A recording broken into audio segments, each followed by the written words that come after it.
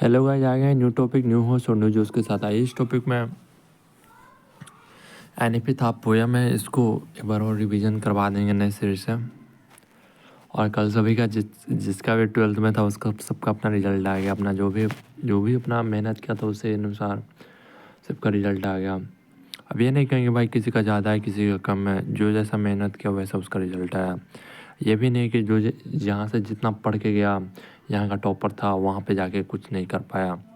वही है कि यहाँ पे आप कम ही किया, वहाँ पे कुछ ज़्यादा ही कर दिए तो वो बेहतर है कि और किसी के दिखाने चक्कर में मत रही कि ऐसा है वैसा है, रिजल्ट कैसा है। रिजल्ट सबका बढ़िया होता है।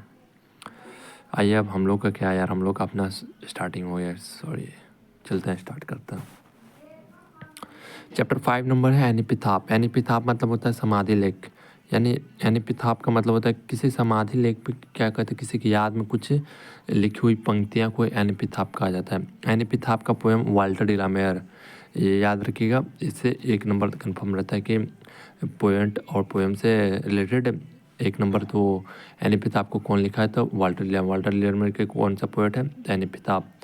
और देखते हैं वाल्टर डिलामेयर का जन्म क्या कहते हैं, ये 25 जून को हुआ था, बट लेकिन हम direct 1873 1956।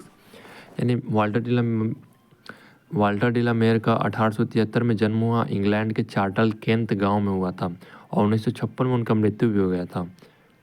Walter de la Mare was born in the village of Charlton Kent and England. और अगला है he lost her father at age and move from with his family to London. उन्होंने 4 साल की उम्र में अपने पिता को खो दिया। उन्होंने अपने परिवार के साथ लंदन आना पड़ा।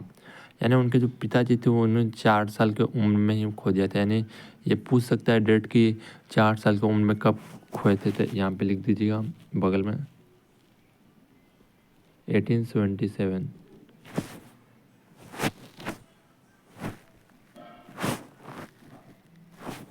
अरे कहाँ हो गया,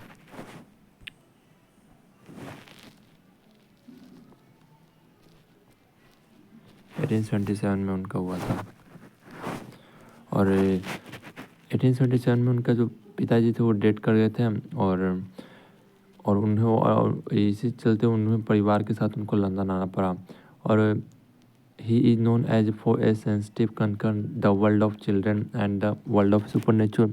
उन्होंने बच्चों की दुनिया के अलौकिक दुनिया से और उनके संवेदनशील चिंताओं को ले जानना, या उनको बच्चे के प्रति बहुत प्रेम रहता था। इन्हें इसी के चलते इनको चिल्ड्रन पोएट भी कहा जाता है। और he songs for children peacock pie and एक और था 3 गो था इनका जो महत्वपूर्ण वर्क्स थे। यानी फर्स्ट द लिसनर, सेकंड थे क्या कहा जाता है song for children and third peacock pie. ये 3 को याद रखिएगा, मार्क कर देना। ये सॉन्ग फॉर चिल्ड्रन हो गया, पिकॉक पाई हो गया। और but even this song the मैनेचुरल the poet make aware in human condition of wife. लेकिन इस गीतों में भी उदासी का स्वर है। कवि के आधुनिक जीवन के उन्मंदनीय स्थिति को अवगत कराते हैं। यानी यहाँ पे बोला जा रहा है कि कवि बोल रहे हैं कि उनके जो भी कोई भी चीज़ बोलते थे तो उनके उदासीपन और क्या कहते हैं आधुनिक जीवन का अमानवीय स्थिति को अवगत कराते थे हम। यानी उनका कोई भी पोयम में ये नहीं कि बड़ा रस और रस रहता है। उन्होंने एकदम सिंपल एज इट बोलते थे और क्या कहते हैं, लेकिन उदासी उनके पोयम में रहता था हर वक्त। और अगला है ही शोज हिज जेन्युइनली इमेंसिंग इंटरेस्ट इन ऑल थीम्स। यानी वह अपने विषयों पे नई रुचि पैदा करने की प्रतिभा दिखाते हैं। और इनको एक क्या कहा जाता है, क्वीन एलिजाबेथ सेकंड के द्वारा 1853 में इनको ऑर्डर ऑफ मेरिट से सम्मानित किया गया है। यही लिखा है 1953 में क्वीन एलिजाबेथ द्वितीय ने उन्हें ऑर्डर ऑफ मेरिट से सम्मानित किया। आइए इस पोएम में देखते हैं। बट हम स्पेशली इंग्लिश का टीचर है नहीं कि सारे चीज़ को बता देंगे, बट लेकिन इतना तक बता देंगे जो चीज़ रहेगा नॉर्मली आपको लास्ट टाइम में रिवीजन करने में मदद देगा।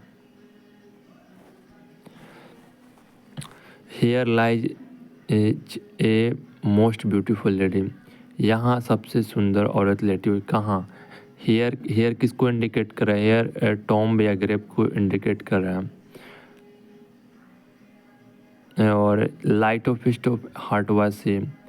संदेह चलचल सी थी वो, यानी उसका मन इधर उधर भटकते रहता था। दिल की भी हल्का थी और क्या कहा जाता है, कभी इधर कभी उधर करने वाले। I think she was a beautiful, she was the most beautiful lady that ever was in the West Country. मुझे लगता है वेस्ट कंट्री की आज तक की सबसे खूबसूरत महिला थी वो।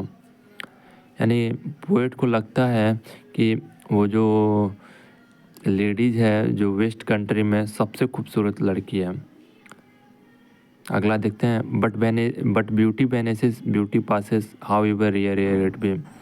यानी लेकिन सुंदरता समाप्त हो जाती है, सुंदरता गुजर जाती है, चाहे कितने भी दुर्लभ क्यों ना हो। यानी यही कहा जा रहा है कि जो सुंदरता है वो हमेशा क्षणिक सुख देता है, वो टेम्पोररी लास्टिंग रहता है, परमानेंट लास्टिंग नहीं रहता है। लेकिन सुंदरता समाप्त हो जाता है।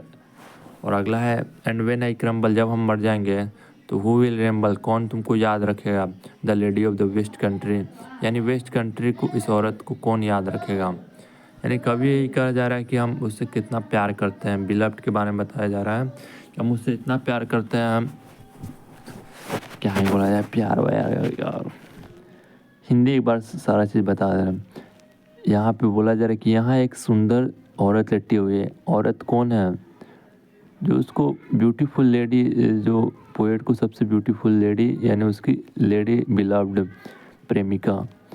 और यहाँ यहाँ किसको इंडिकेट कर रहा है? टॉम्ब या ग्रेव को। Light of feast of heart was sea, इसको एक्सप्लेनेशन में दे देगा तो यह सदैव चंचल सी थी वो, यानी वो कभी वो कदम की हल्का और दिल की भी हल्का थी, यानी कभी इधर कभी उधर करते रहते थे। I think she was the beautiful, मुझे लगता है कि वेस्ट कंट्री की वो सबसे खूबसूरत महिला है। यानी यहाँ पे वेस्ट कंट्री, वेस्ट में पूछा जाएगा कि वेस्ट कंट्री की कौन सी सबसे महिला है, तो उसकी बिलव्ड, पोएट की बिलव्ड से। और अगला है लेकिन सुंदरता समाप्त हो जाती है। लेकिन वही बात है कि सुंदरता क्षणिक सुख देता है, परमानेंटली अगर आप चाहिएगा कि हम सुंदर रहें तो वो चीज़ नहीं हो पाता है। इस चलते कभी घमंड नहीं करना चाहिए, चाहे कितने भी दुर्लभ क्यों ना हो, चाहे कितना भी काहे ना रेयर हो। मीन्स दुर्लभ का मीन्स रेयर ही होता है कि चाहे कितना भी आप काहे ना ये वो क्रीम व्रीम, एक दिन ना एक दिन वो चीज़ सुंदरता जाना ही है। और जब हम मिट जाएंगे तो कौन याद रखेगा वेस्ट कंट्री की औरत को? जब हम डेथ कर जाएंगे तो उसकी याद में वेस्ट कंट्री को कौन याद करेगा? यही था एनी पे था पोएम। अगला में देख लेते हैं इसका कितना ऑब्जेक्टिव बन सकता है। इसको ऑब्जेक्टिव और इसी में क्वेश्चन बैंक भी करा देंगे। क्वेश्चन बैंक कराए हैं क्या? इसको वीडियो कंप्लीट करें।